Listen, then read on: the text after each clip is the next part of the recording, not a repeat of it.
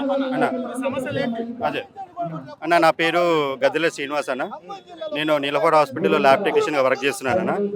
మా దగ్గర నీలఫర్ హాస్పిటల్లో హెల్త్ డిపార్ట్మెంట్కు సంబంధించి కొన్ని విషయాలు చెప్పదలుచుకున్నాను అన్న ఈ వేదిక ఉద్దేశంగా. అయితే మా నీలఫర్ ఆసుపత్రిలో ఒక చిన్న ఎగ్జాంపుల్, ఇది మెడికల్ డిపార్ట్మెంట్కి సంబంధించి అవుట్సోర్సింగ్ ఎంప్లాయీస్ గురించి.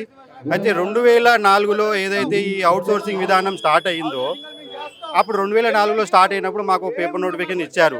అంటే సో అండ్ సో కొన్ని కేటగిరీస్ డాక్టర్స్ నుంచి క్లాస్ 4 ఎంప్లాయీస్ వరకు ఏదైతే ఉందో కొన్ని కేటగిరీస్ ప్రకారంగా అవుట్సోర్సింగ్ విధానంలో వీళ్ళకు రిక్రూట్ చేసుకోండి అని ఇచ్చారు. ఆ 2006లో వచ్చిన సర్వీసెస్ ప్రకారంగా 2006లో మమ్మల్ని అపాయింట్ చేశారు.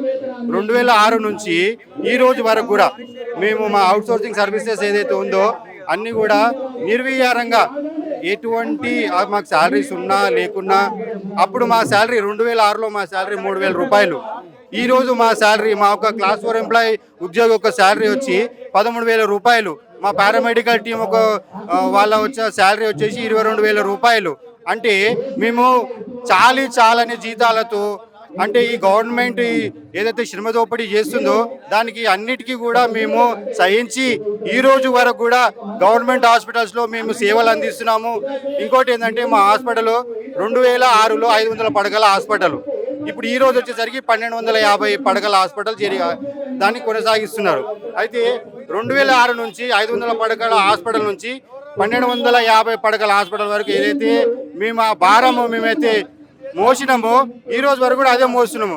అయితే ఇప్పుడున్న దయనీయ సిచ్యువేషన్ ఏంది అంటే, ఇప్పుడున్న ప్రభుత్వం ఏం చేస్తుందంటే, ఇంతకాలంలో సేవలు చేసినందుకు కూడా మా సేవలన్నీ కూడా ఏ ప్రభుత్వం గుర్తిస్తలేదు.